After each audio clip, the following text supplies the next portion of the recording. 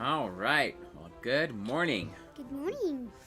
We are here, and it's a Saturday morning, and so we're sitting around drinking coffee. I have a coffee mug that has a picture of my sons on it. Let's see, that's Peter, Eric, and Hudson. And here's William. He's not on this mug yet. Uh-oh, where's William? He wasn't born yet, but William wants some coffee too, so I have his mug that he got from the Rabers, right? Yeah. What about your mug? Does your mug have a story? No, I don't think so. At least I don't know what the story is. He might know. It's a white mug. I'm not quite sure where the white mug comes from, so I don't know the story. All right, can you hand the coffee over here? We're going to have to make William a tiny little bit of coffee. No, a big cup. Big cup. Okay, Big let's... cup. Ooh, so, because it's William, I have to give him just a little bit of agave. Woo, that's a lot of agave. Oh my. A little bit of coffee. Da-da. We have to put some milk in there or you won't like it. Milk. Yeah, you want some milk? Hot. Oh boy. boy. So Milk is guess what? heavy. We didn't bring the milk in a nice container, so it's in a big gallon. But it's Saturday morning here at the Graber's house, and we're just doing Saturday morning things. I remember when I was a kid. Is it hot? Woohoo! When I was a kid and we did Saturday morning things, every Saturday we would sweep the entire house and mop the floors, and we would... I remember one of my jobs was taking up all the little throw rugs that we had. What, you need more coffee? Oh my. You want more coffee? Okay. So, that was yummy, huh? It's gonna make several cups of coffee today. But they are tiny. I didn't know we were going to get this tiny little mug. So this little mug was one that we were at the Rabers house in Indiana, and I think Margaret went and got the little mug and gave it to him. And at the same time, I was making coffee for me, right? Yeah. So I had my cup, my to-go cup of travel coffee. I was getting ready to go, and he got his little mug, and then we were headed out the door to leave, and he was like, "But my coffee!" He thought when they gave him the mug, he was going to get a drink of coffee, and instead, he was just getting... A mug, but though they also gave him coffee. So then he had coffee. That's 3 cups of coffee, baby. How much caffeine in one day? No, it's a good thing it's a tiny cup.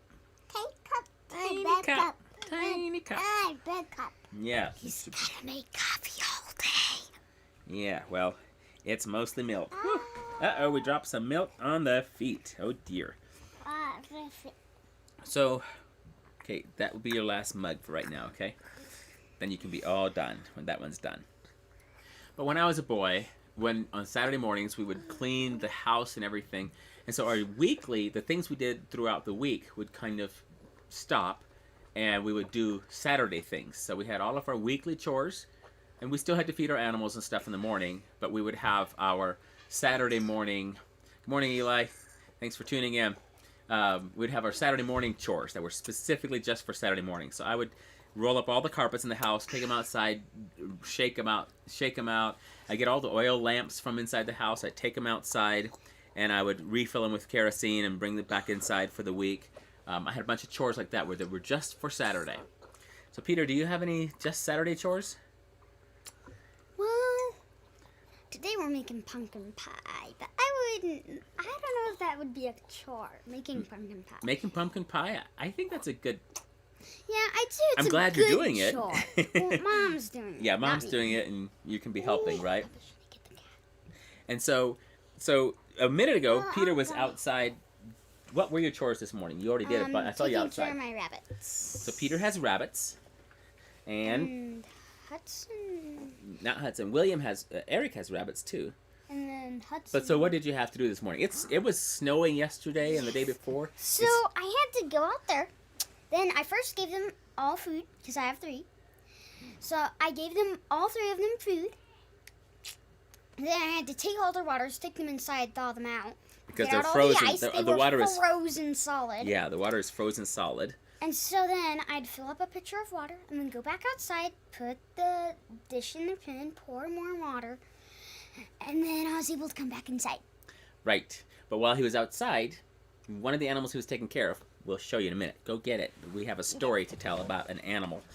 So, okay, William, you want to run or are you going to stay with Papa? No. You want to go? Okay. Woohoo! You can go.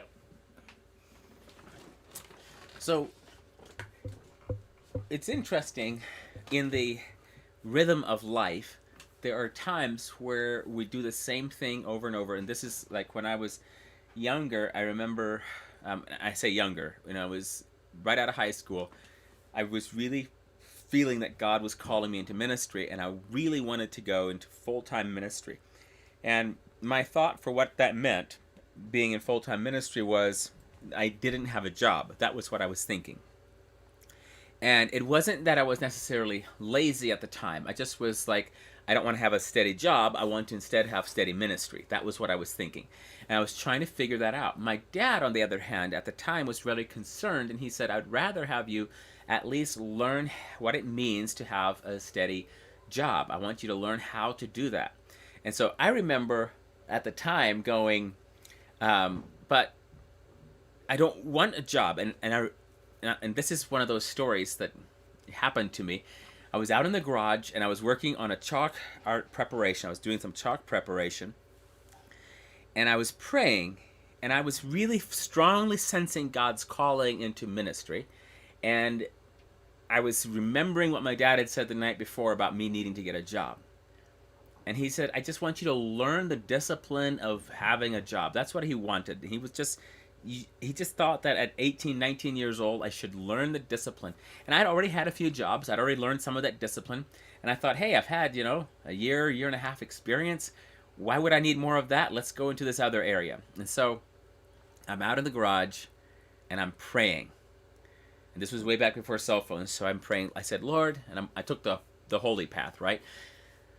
I said, Father, if you want me to have a job, you're going to have to help me get one. Because, my dad wants me to have the job, but I know that I'm called to ministry, and I don't know what my dad's thinking. Like, why does he want me to work instead of having a job, instead of having ministry? Like, maybe he's not as spiritual as I thought he was. I'm thinking all this through, but I'm just praying a righteous prayer. So I pray, Lord, if you want me to have a job, you're going to have to find one for me because I don't even know where to start. Now, that was true. I didn't really know where to start. I couldn't decide what industry I wanted to be in. Oh, here we go. This is our newest addition to our animals. We actually, on one of our last trips, we were back in Indiana. And how many times have we been places where they wanted to, they had cats that we thought about bringing home and we didn't? Like, it's been for a year and a half or so. I don't know how many times. But here in this house, we can actually have pets. But we don't want to have inside pets because we have enough people that visit us that are allergic to cats and stuff. But we were at my Aunt Ruby's house up in Indiana. And so we got an Amish kitten and brought her home. So she purred the whole way home. Only if we stuck her in the box, she'd go meowing nuts. Yeah, we actually allowed the boys were able to carry the cat to play with the cat during in the car, and she ran everywhere in the car and purred and was the happiest little cat. Yeah, she purred all the way out. Yeah, so hey Muriel, thanks for joining in. Hey Ken, thank you. Ken Pierpont, thank you for joining in while we're actually here live. This is my Saturday morning ramblings. And so, anyhow, this cat was from my Aunt Ruby's place. She was so tame, so cute, and Stacy's been wanting a kitten for the longest time. We're finally in a house where we can have one, and here we have our kitten. So, here we are with Starlight. Yeah, Starlight. I thought we should name her after my Aunt Ruby or my cousin Regina because they were the ones that gave us the cat. But we got Starlight, and we now have one more chore. So,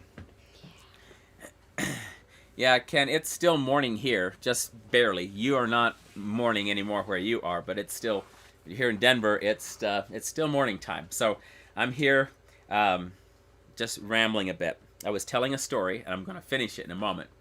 But it's been this, for me, Saturday mornings, instead of like in my childhood, Saturday mornings meant different chores. For me, for the last now, since 2013, Saturday mornings are the times where I take stock of the week and I make sure that I'm ready for Sunday, because on Sunday mornings I'm preaching, and so I have to make sure. I do have those prints. You're the first person that's seen them and recognized them, Ken. I've had those prints for years, and I finally in this office was able to put that artist up there. And I think I talked about them on one of my early coffee talks. I'm not sure. I really liked them. I'll have to look at them closer at some point, but I really do like those art prints, and I have them up there. So thank you for noticing.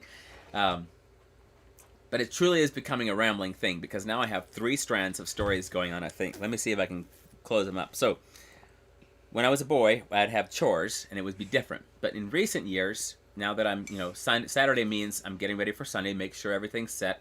I usually have a few meetings. Today I don't have any meetings except with my boys.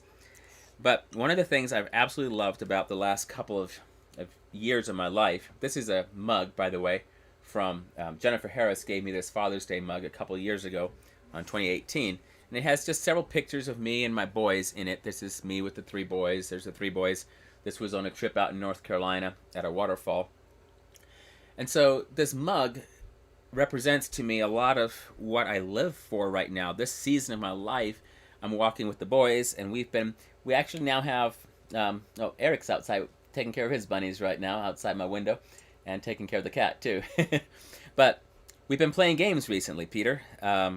Well, yeah, Eric just learned Catan. Yeah, Eric is finally able to play games with us, so that means 4 people in this house can play games. So we can now have game nights. So who's been winning when we play Catan recently? Eric. Every time. Every time. Yes.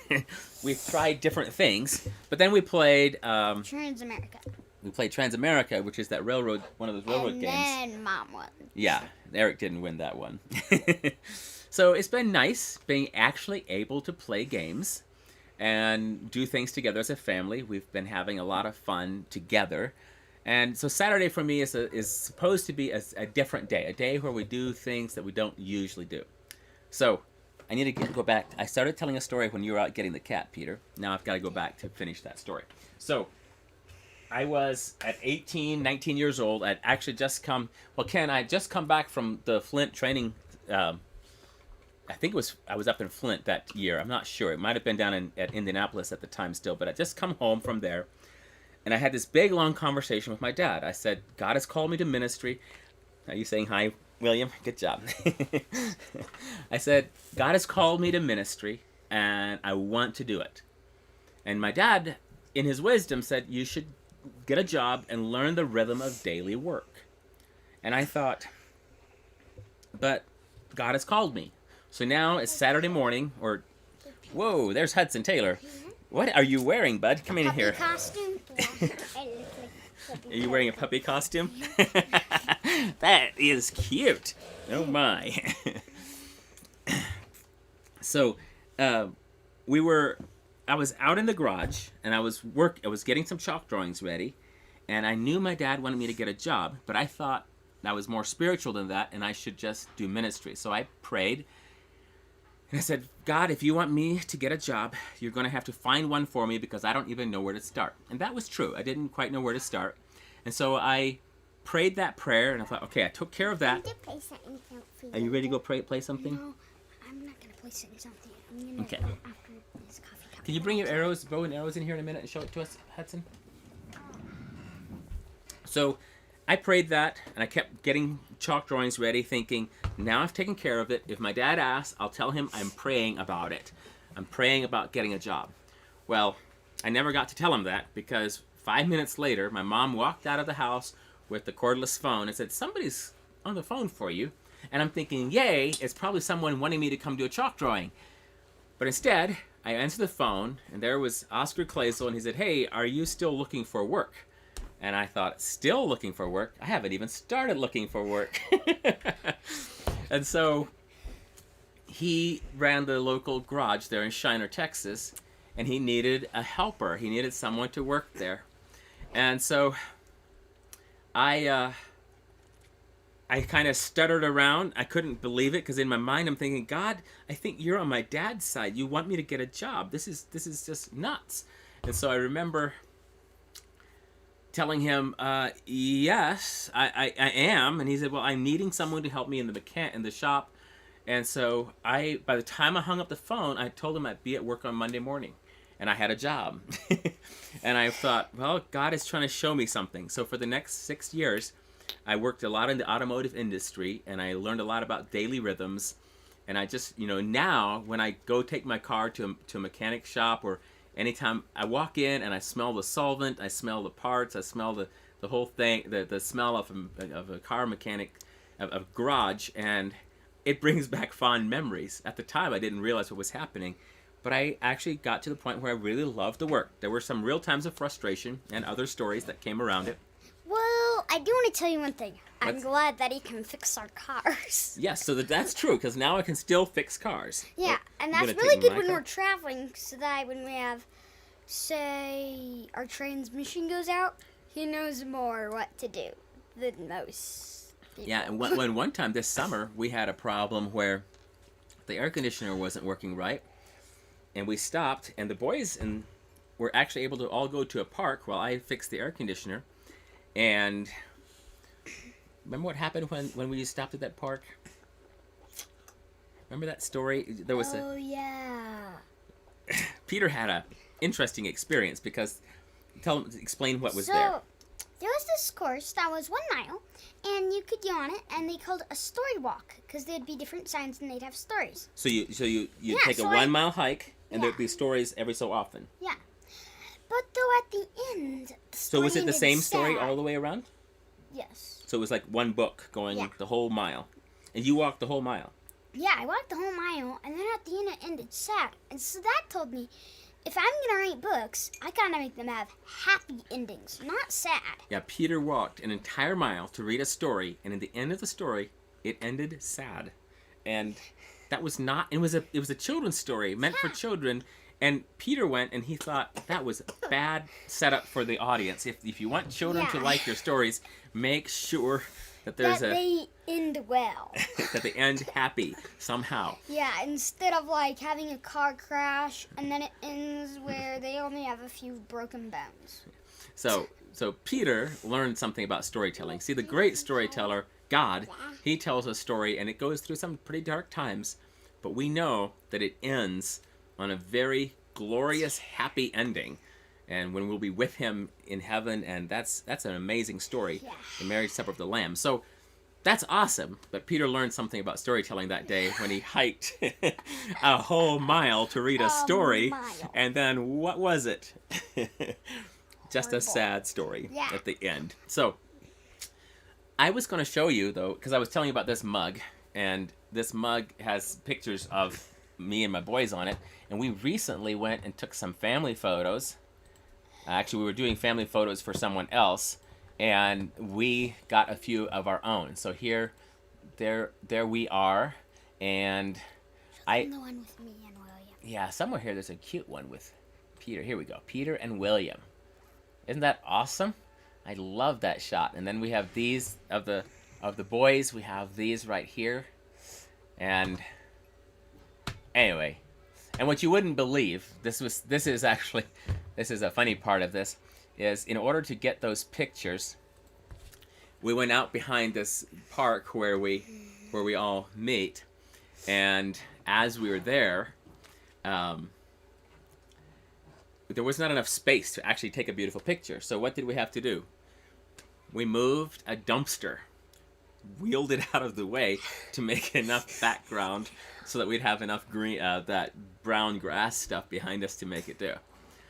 So, anyhow, I am so grateful for all of you for joining in this morning, but there are just a few thoughts that I have on a Saturday morning when I'm getting ready for Sunday morning that I think are healthy and helpful for us, because right now, our country is in a bit of a turmoil and a bit of change. And I remember about, 4 years ago when Donald Trump was elected, and I'm going to say this, and some of you are going to wonder what kind of friends I have, and, well, I have all kinds of friends, and they love Jesus, and I'm grateful for them. and we sometimes look at life from different perspectives. But I remember meeting the morning after the election when Trump was elected. Are you telling a story with your fingers? I'm just also narrating it too. Oh, you're narrating what I'm saying. So after Trump was elected, I remember the next morning meeting with a group of believers, and quite a few of them were really sad because Trump had been elected. And at the time, I was wondering, like, what were they thinking? And then I remembered back to when Obama was elected the first time, and I just thought of, every time there is a leader is elected, the Bible says that when the righteous rule, that the people will rejoice. And I honestly, in the past, now in my adult life, the past 10, 15, 20 years, I've had this slow growing realization that because of the flawed nature of human beings and because of how broken the world is, when we look at someone, like if you look at someone who is going to be a president, who wants to be a president, a lot of times they have a lot of other motives going on. There's hardly ever a president who has only clear motives in his heart and mind. I don't know how long it's been since we've had one like that. I would probably say decades since we've had and maybe centuries, maybe never. I don't know. I don't know what was in George Washington's heart and some of those other founding, early presidents. But to aspire to a place of prominence and leadership like that requires a certain amount of believing that I have something that the rest of the world needs. And that believing that is a really tight rope to walk with honor and to be a true statesman. And so I just started realizing that every person, I need a sip first, sir. Every person that we elect to office will have such a mixture of a background that you can tell the different stories of what they have done, and based on the stories you hear about them, you will form sometimes very different opinions about that person. And right now, what is really needed in America is for us to hear the true story, the true account of what Christ has done, what he is doing, and to be able to understand that there really are standards, there really is something to live up to, there really is righteousness is important, and we shouldn't be excusing it in our favorite candidate.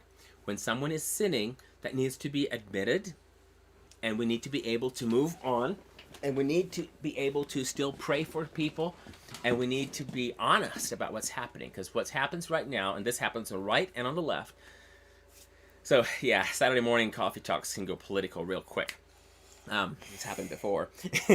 So what happens is if we get blinded politically to all the faults of our own candidate, and we only see the good things of the opposing party, or I said that exactly wrong.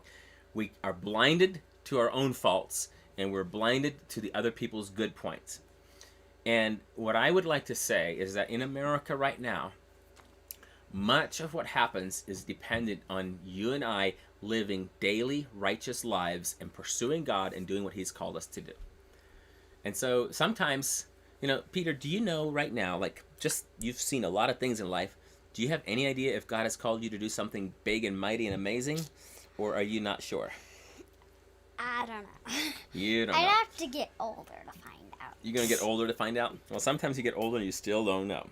So the reality is that sometimes we think somebody needs to go do something big and amazing, when in reality, we just need a lot of people doing the next right thing and serving God and honoring their parents and honoring authority around them and doing the right next thing, loving God, loving their neighbor. And if we have people doing that, that's the salt and light of the earth. That's what we really need. It's just a lot of people doing the right thing. Because somewhere, every person that's born on the earth at this point, I believe, has a chance of hearing the gospel and being bumped into by a believer. There are a few groups that we still call unreached, but for a large part, the huge percentage of people on earth are in the proximity of another believer. And if that believer is allowing the Holy Spirit to flow through them, then I think we can reach the entire nations with the gospel and truly be salt and light with everyone. pretty close. Now, I don't want to make total blanket statements because there are still people groups that are massively struggling. But they said right now in North Korea, more people than ever own Bibles. And so that's encouraging to me. And I just want to encourage each of us to continue to do the right thing, the next right thing when it's the next right thing. That sounds boring. It's kind of like Saturday morning. Just got to do your chores. But it's important. What would happen if you didn't do your chores one day, Peter? Well, probably my rabbits would die. Your rabbits would die. That would be very sad. And then I'd lose my business. You'd lose your business. And then would you be sad and depressed? And that would not be good. So we need to do our chores and our tasks. And it's also Saturday mornings. I don't get to read a lot on Saturday mornings, but sometimes during the week I do get to read. And I'll just show you, these are the books I've been reading. The Channel of Revival. It's a biography of Duncan Campbell by Andrew Woolsey. So Duncan Campbell was the pastor who presided over a lot of the revivals on the islands of Skye and Lewis back during the Hebrides revivals some years ago. And then I have this book, The Secret of the Strength, by Peter Hoover, that talks a lot about what was happening in the Anabaptist circles during the Reformation and how people had enough strength to be faithful to God amidst tremendous persecution. And then I really love these, and I have a growing collection of this. This is an ancient Christian commentary on Scripture. This is the one on Romans.